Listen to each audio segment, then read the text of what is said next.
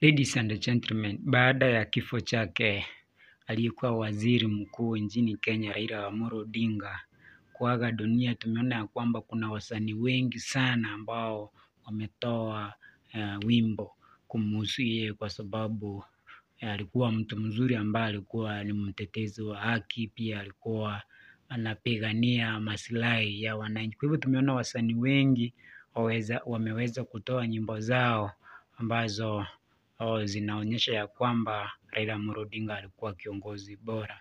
Lakini imetokea ya kwamba kuna kipindi ambacho Raila Amolo Odinga alikuwa na hafla mbalimbali. Yule msanii ambaye alikuwa anaita sana alikuwa Diamond Platinum.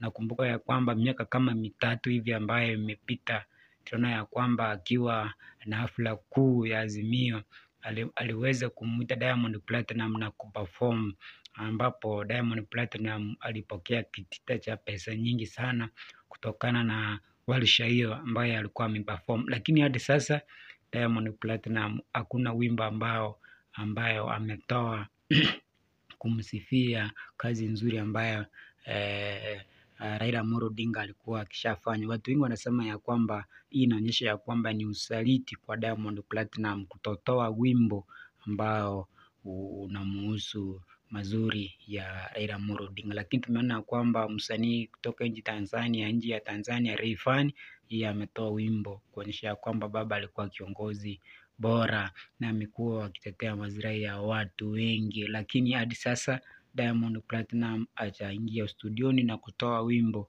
kuhusiana na baba. Hii ni kwa sababu baba alikuwa anampatia kazi ya kuperform kwenye hafla zake wakati kipindi ambacho ako hai, lakini hadi sasa inaonekana ya kwamba Diamond amemsaliti baba. Langu jina la salia kwa Maskini Msomi.